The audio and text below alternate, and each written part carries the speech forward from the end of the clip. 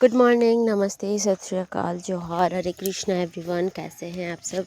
I hope आप सब बहुत बढ़िया होंगे, स्वस्थ होंगे, मस्त होंगे और एक पॉजिटिविटी के साथ आगे बढ़ने की कोशिश कर रहे होंगे। सो फ्रेंड्स, मैं भी बढ़िया हूँ और यहाँ पर आज काफ़ी लेट उठी हूँ। कभी कभी हो जाता है कि 5 भी बज जाता है, लेकिन खैर कोई बात नहीं, इस पर रिग्रेट होने की कोई ज़रूरत नहीं है। तो यहाँ पर आज संडे है तो उठ के मैंने जो है एक्सरसाइजेस वगैरह करी थोड़ी, और फिर उसके बाद जो है मैं घर के बाकी कामों पे लग गई थी। और काम वगैरह थोड़ा सा करने के बाद मैंने जब फ़ोन देखा तो देखा कि इसमें होमवर्क मिला हुआ है मुझे, तो मैथ्स के कुछ क्वेश्चंस थे। तो फिर मैंने फटाफट से सारे क्वेश्चंस को यहाँ पर शुरू कर दिया लिखना, और ऐसे करके मेरी दिन गुजरती है मॉर्निंग। अगर आप भी किसी कॉम्पिटिटिव एग्ज़ाम्स की तैयारी कर रहे हैं तो शायद मन में एक सवाल आता ही होगा कि इतना बड़ा सिलेबस है, कैसे पूरा करेंगे। और एक बहन का बार बार मुझे मैसेज आ रहा था कि इंग्लिश में एरर डिटेक्शन समझ नहीं आता, और पढ़ाई शुरू तो करती हूँ लेकिन बीच में ही छोड़ देती हूँ। अगर ये बातें आपके साथ भी हो रही है तो आज ये वीडियो ना आपके लिए। तो सबसे पहले एक बात समझ लीजिए, सिलेबस कभी एक दिन में पूरा नहीं होता है, वो हर दिन के छोटे छोटे प्रयासों से ही पूरा होगा। लेकिन बहुत ज़्यादा एक्सपीरियंस क्या करते हैं ना, वो किताब खोलते हैं बिना सिलेबस देखे, बस पढ़ना शुरू कर देते हैं। कुछ दिन में उन्हें लगता है कि उन्होंने बहुत पढ़ लिया, लेकिन जब मॉक टेस्ट देते हैं ना तब पता चलता है कि आधे टॉपिक्स तो छूट ही गए हैं। इसीलिए पहला नियम यह है कि पहले सिलेबस को समझो, फिर पढ़ाई शुरू करो। एक कॉपी लो और पूरे सिलेबस को छोटे छोटे हिस्सों में बांट दो। मान लो इंग्लिश में 20 टॉपिक्स है, तो यह मत सोचो कि पूरी इंग्लिश पढ़नी है, ठीक है? पूरा इंग्लिश पढ़नी है ऐसे मत सोचना। आज सिर्फ एरर डिटेक्शन, कल क्लोज टेस्ट, फिर फिल इन द ब्लैंक्स, फिर रीडिंग कम्प्रीहेंशन। जब छोटे छोटे हिस्सों में बढ़ जाता है तो डर भी छोटा हो जाता है, ठीक है? जब हम ऐसे अलग अलग चैप्टर्स को डेली पढ़ेंगे, मान लीजिए एक सप्ताह तक अलग अलग चैप्टर्स को हमने पढ़ा, फिर उसके बाद 7वां दिन हम क्या करेंगे, जितने भी पढ़े हैं सारा का क्वेश्चंस लगाएंगे, ठीक है? ऐसे करेंगे। आज अगर हम पढ़ते हैं क्लोज टेस्ट, तो कल पढ़ेंगे मान लीजिए फिल इन द ब्लैंक्स, और क्लोज टेस्ट और फिल इन द ब्लैंक्स दोनों के क्वेश्चंस करेंगे। ऐसे करने से फिर हमारा रिवीजन भी होता है। तो अब बात करते हैं एरर डिटेक्शन की। तो बहुत मतलब प्रॉब्लम तो होती है ना, कैसे करके। तो वो यहाँ पर एरर डिटेक्शन में पूरा ग्रामर नहीं पूछा जाता है, बस कुछ कॉमन रूल्स बार बार पूछे जाते हैं, जैसे कि सब्जेक्ट और वर्ब का सही मेल हो रहा है कि नहीं, टेंस सही है या नहीं, आर्टिकल सही लगा है या नहीं, प्रीपोजिशन सही है या नहीं, प्रोनाउन सही है कि नहीं, यही सारा चीज़ आता है।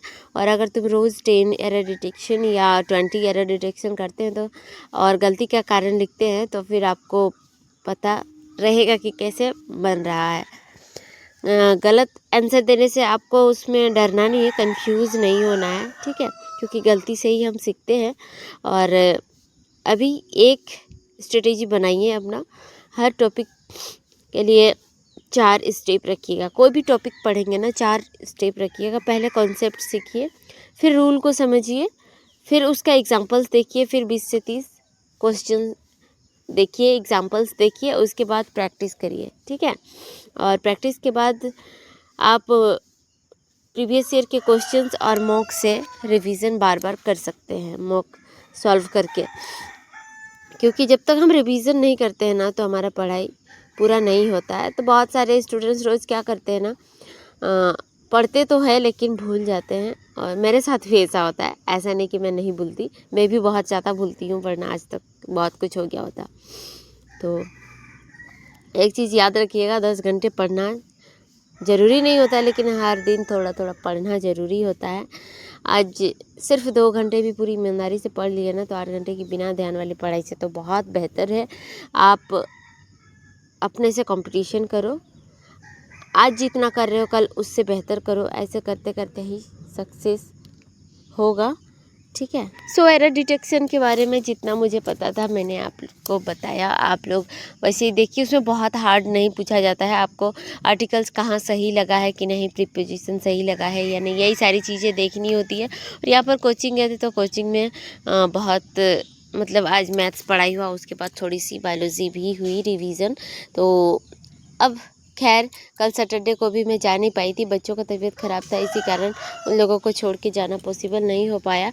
तो अभी जो है हम कोचिंग में यहाँ पर पढ़ाई करने के बाद थोड़ा सा वीडियो वहाँ का लिए थे, फिर हम निकल गए थे घर के लिए, और घर जाके फिर घर में और काफ़ी काम रहते हैं।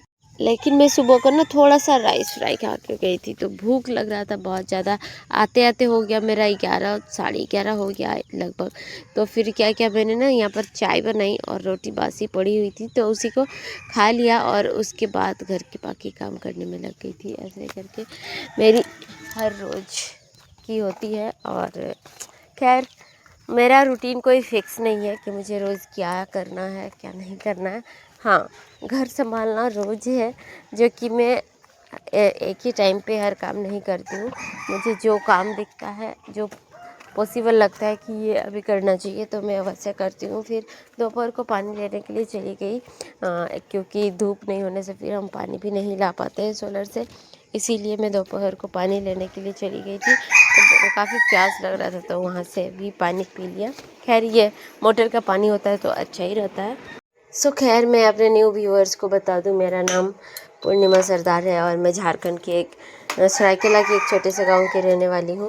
तो मैं अपनी स्टडी की जर्नी और डेली ब्लॉग्स आप लोगों से शेयर करती हूं, साथ ही साथ कुछ मोटिवेटिंग वर्ड्स आप लोगों को कहती हूँ, ताकि आप लोग भी आलस ना करें और मेहनत करके आगे बढ़ने की कोशिश करें।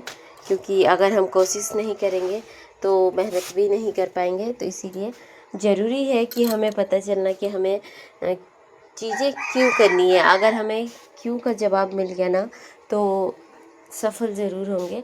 और हाँ, अगर आप मेरा वीडियो यहाँ तक देखें तो ज़रूर आपको वीडियो अच्छी लगी होगी, तो प्लीज़ चैनल को सब्सक्राइब करके जाइएगा और एक प्यारा सा कमेंट करना मत भूलिएगा। वीडियो को ज़्यादा से ज़्यादा शेयर कीजिए और लाइक करके जाइएगा, क्योंकि बहुत मेहनत से मैं आप लोगों के लिए वीडियोस बनाती हूँ। तो आप लोगों का भी फ़र्ज़ बनता है कि जिस तरह मैं आप लोगों को मोटिवेट करती हूँ, मुझे भी मोटिवेशन मिले। तो आप लोग प्लीज़ अपना धर्म ज़रूर निभाइएगा। तो यहाँ पर फिर मैं खाना चढ़ा दी थी, और खाना चढ़ा के साथ ही साथ में और भी काम कर रही थी घर के। और ज़्यादातर वक्त तो फिर आरब के साथ गया, वो एक्चुअली उसका पेट भी ख़राब हुआ है, तो वो थोड़ा सा है, तो क्या बता सकते हैं। और है ना, जो भी मॉम्स होंगी जब उनका बेबी प्रॉब्लम में रहता है तो वो समझ सकते हैं कि कैसा फील होता है। तो खैर यही था। उम्मीद करती हूँ वीडियो बहुत अच्छा लगा होगा। मिलते हैं आपसे नेक्स्ट वीडियो में, तब तक के लिए अपना ख्याल रखिए, अपना परिवार का ख्याल रखिए, पॉजिटिव सोचिए, आगे बढ़ते रहें और बस अपने आप को बेहतर करने की हर रोज़ कोशिश करते रहिए। यहाँ पर कपड़े बहुत ज़्यादा धोना था, तो उन सबको भी धो लिया था। मिलते हैं नेक्स्ट वीडियो में। Bye bye.